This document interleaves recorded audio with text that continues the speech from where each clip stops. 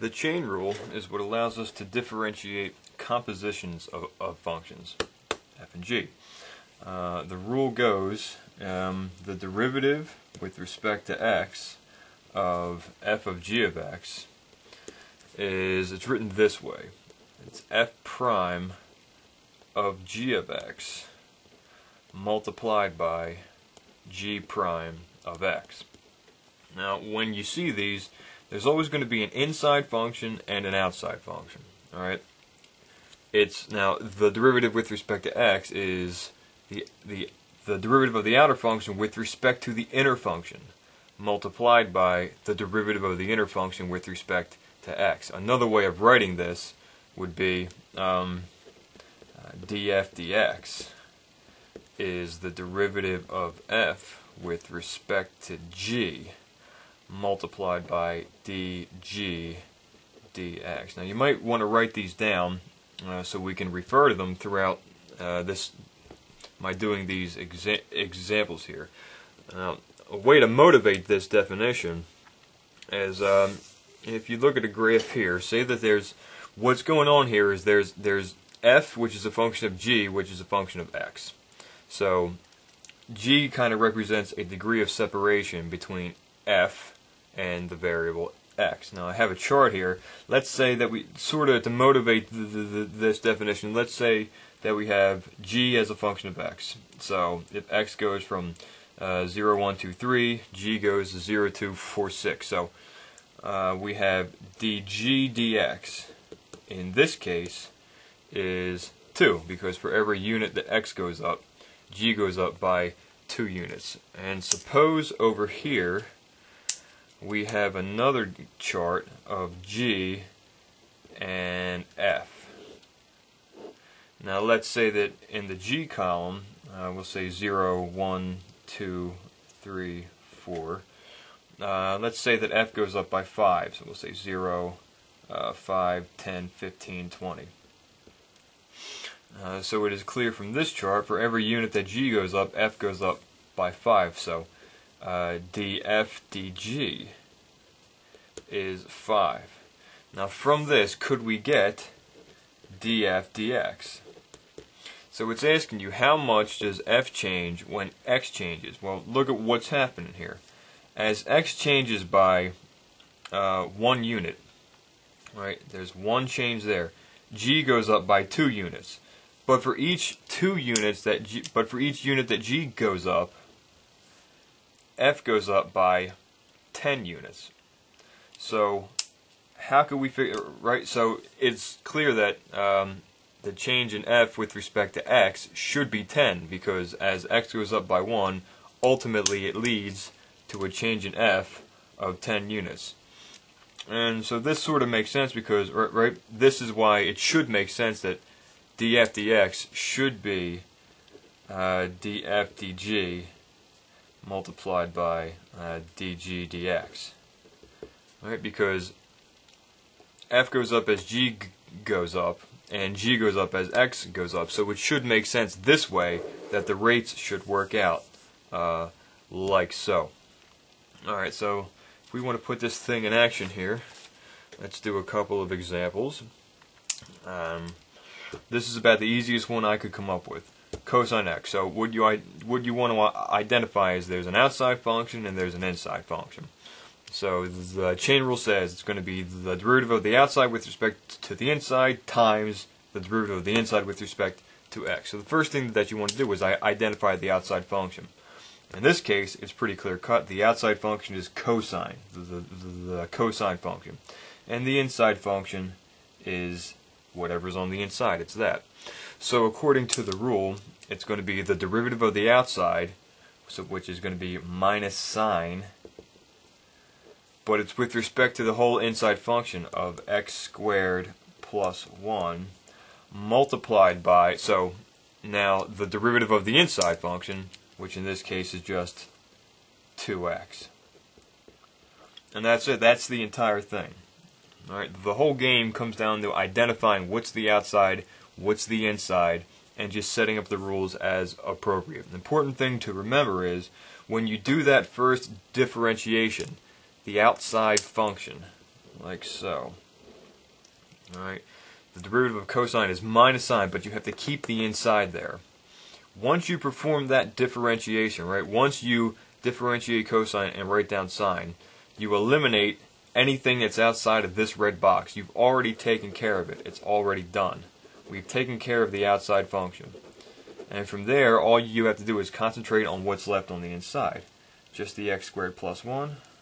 So it sort of becomes a little, kind of like a whole new problem once you take care of that first differentiation. After we take care of the cosine, we're finished with it. All you have to do is multiply whatever you just wrote down by the derivative of the next thing in, which in this case is 2x, and that's it. Second example, once again, identify the outside and the inside. So the outside function is whatever is going over the whole thing, that's the square root, and the derivative of the square root function is 1 over 2 square roots of whatever it is. So in this case, the derivative of the outside will be 1 over 2 square roots of the whole thing, x squared plus tan x. And we're finished with it now, right? All we have to do is concentrate on the inside. So once we have differentiated the square root part, we're free to ignore it for purposes of continuing the rule. And we just have to multiply that by whatever the derivative of this thing is, which is easy enough. That's 2x plus secant squared x. And that's it. That's all it takes, right? Outside times inside. Let me do one that's, we have a couple rules in combination here. Alright, so the outside function is cosine. The inside is whatever this thing is. So let me just box that. Alright, so once again, the outside function is cosine, so the derivative is going to be minus sine of x tan x multiplied by, now we're finished with the cosine so we can ignore it. It's all gone. And now all you want to do is differentiate this. So it becomes a whole new problem. So you should just see this as being a regular product rule problem. Alright, the derivative of x tan x is f prime g. So I'm going to put a big parenthesis here because I'm going to get a plus sign because it's a product rule. So f prime g will just be tan x plus g prime f, which is x secant squared x. And that's it. It's just a two-step process, outside times inside. Let's see how much more complicated I can make this. Alright, we got this situation here. Sometimes the rules are going to come in combination. There's product and quotient with the chain rule. In this case here, the dominant rule is the product rule. I mean, you can see that there is a chain rule here because there is an inside function, right? The 5x cubed is interior to the sine. But the whole thing is a product of two functions from the get-go. So what I'm going to do is the product rule is going to be worked first. So sometimes this can be complicated, so I'm just going to organize this in a list. I'll call this one F, and I'll call this whole thing G for purposes of doing the rule. And so I'll make a little list here. I'll say F, G, F prime, G prime, and we'll just need the chain rule for doing one of these individual derivatives here. So F is 3x squared, and G is the sine of 5x cubed. F prime is easy enough, that's just 6x, and G prime, we'll need the chain rule for G prime.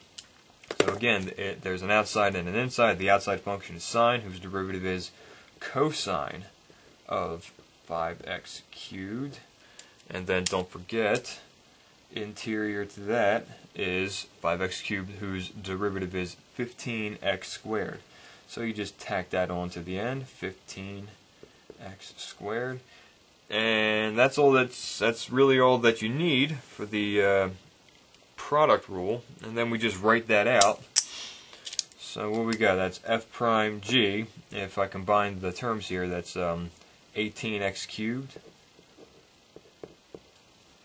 plus g prime, no wait, f prime g, no, that's incorrect. F prime g is 6x sine of 5x cubed plus g prime f. And if I combine these, we'll get to 3 times 15 is, right, 15 times 3 is 45 x to the fourth cosine of 5x cubed. Right, you can see that since the initial rule, the dominant rule from the beginning was a product rule, so ultimately the thing does turn out to be a product rule-esque thing, right? F prime g plus g prime f. And we just needed a chain rule just for differentiating one of the insides here. Alright, this one is a little bit more interesting because it has a couple of functions that are nested within each other.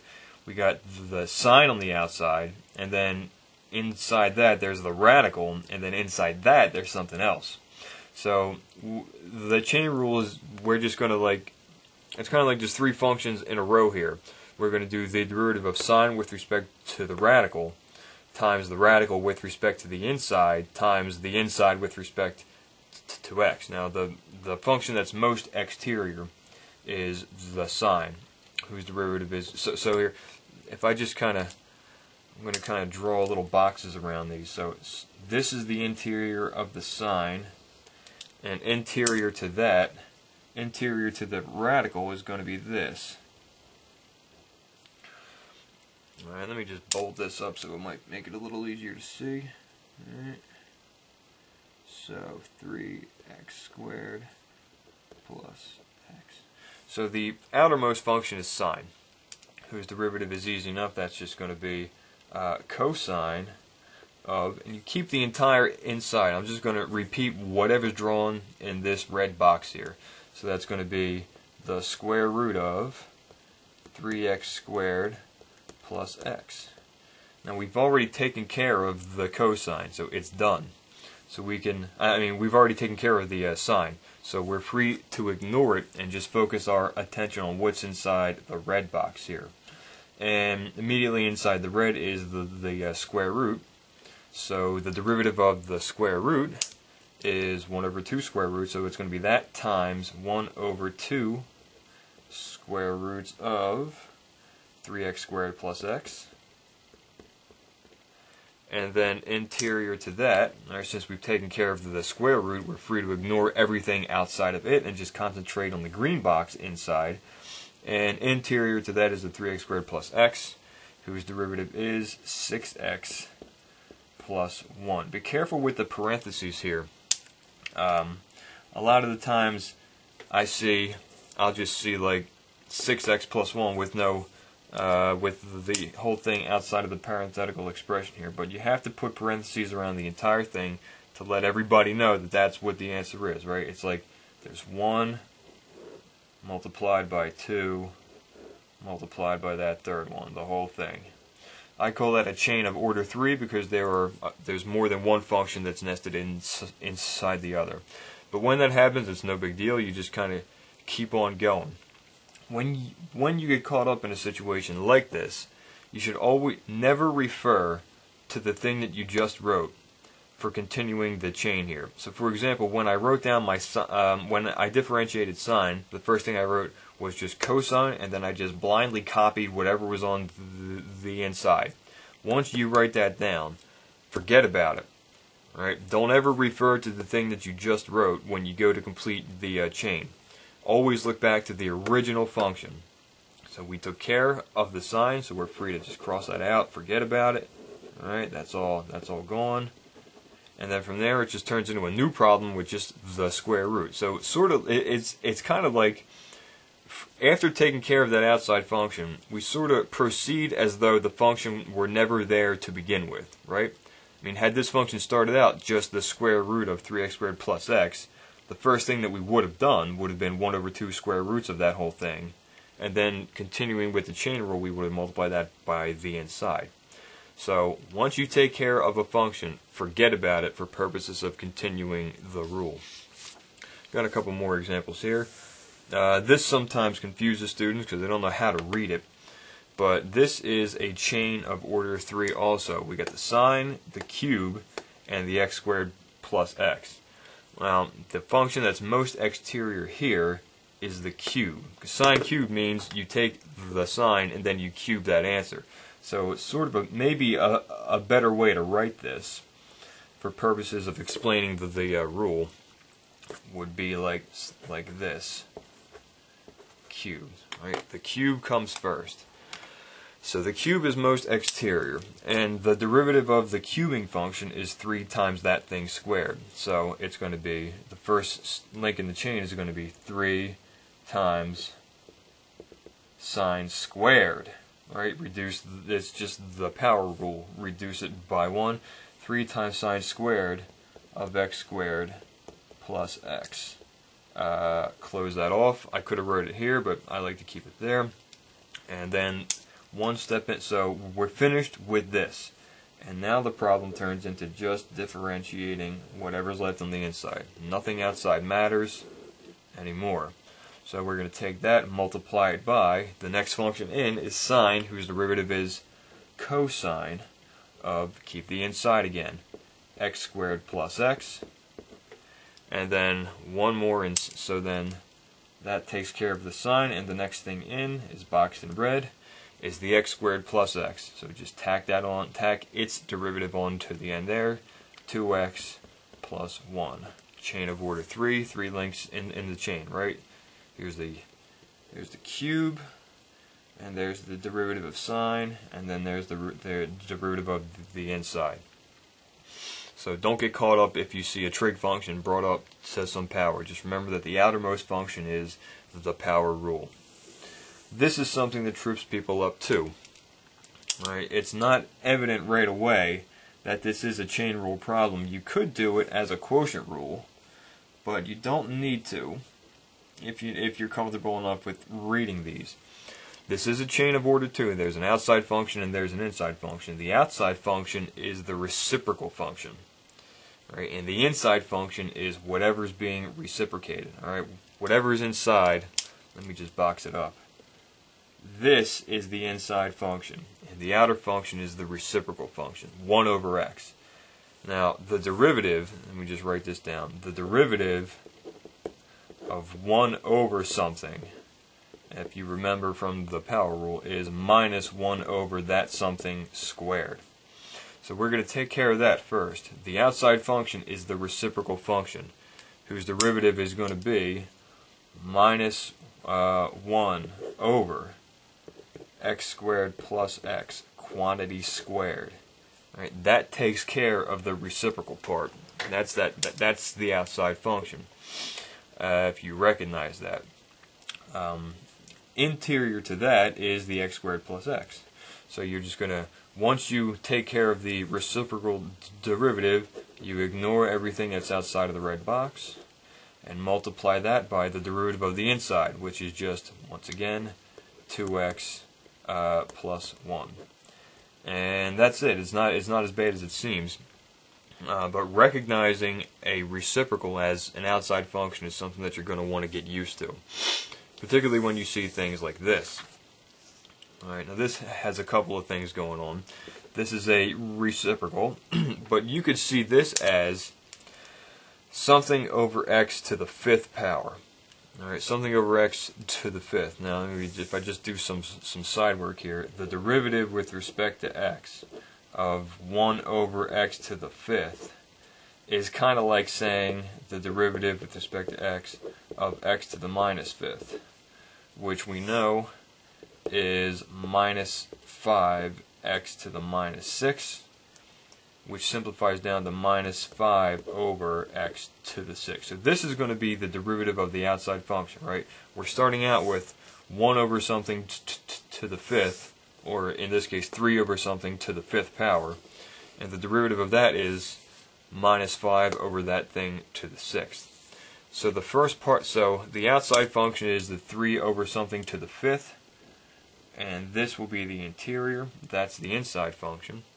So the outside is going to be, if we just execute this rule on that, and we take the 3 into consideration, you multiply the 3 by the 5, and the outside will be minus 15 over x plus sine x to the 6th power. And that takes care of this, and the 5, and all that.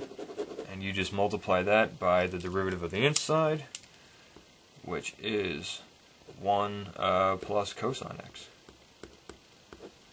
And that's it. That's how it goes.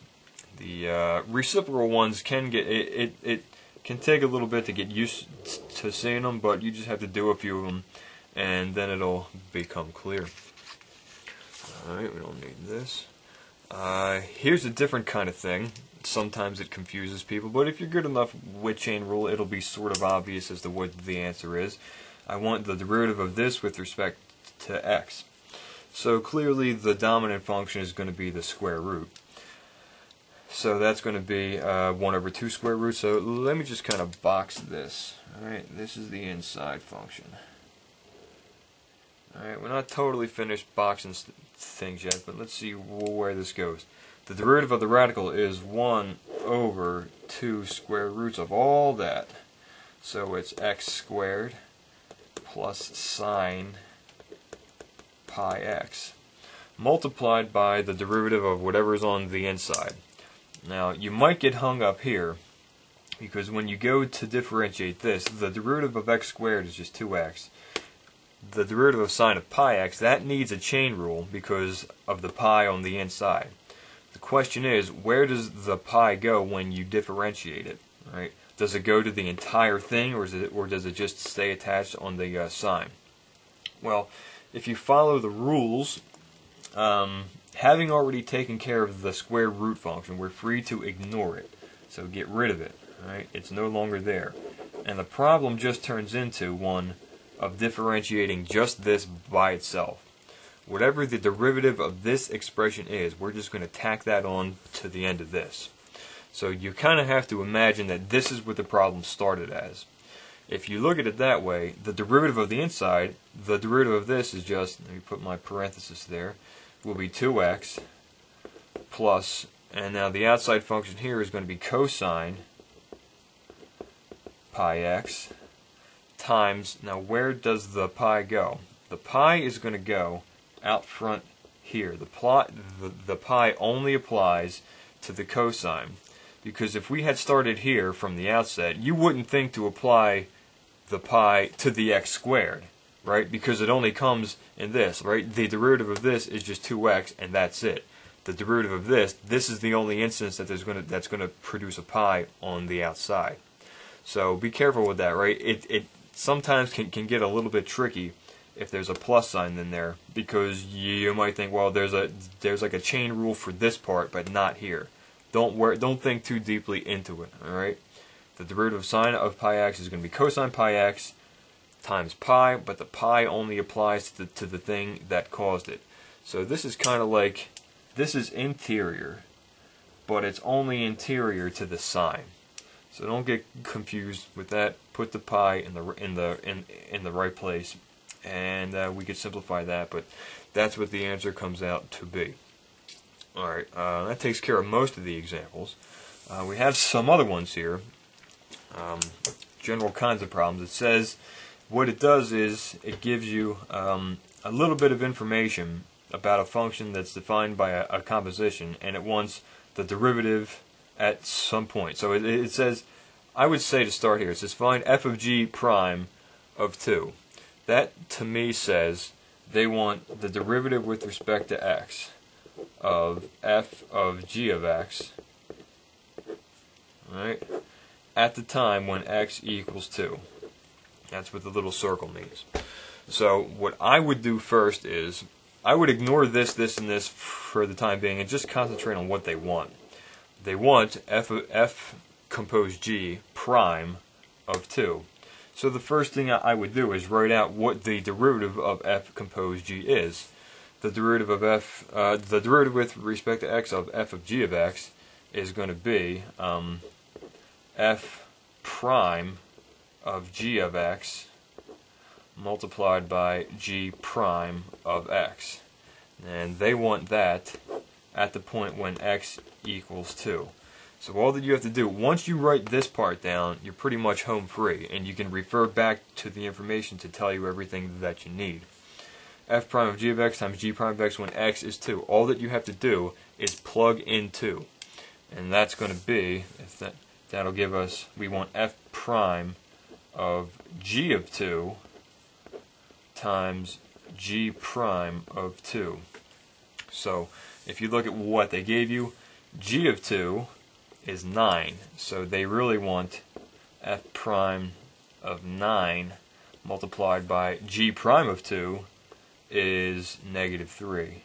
Negative 3. See, they give you all the information that you need. And then f prime of 9 is 5, so this is really 5 times minus 3, and the answer is minus 15.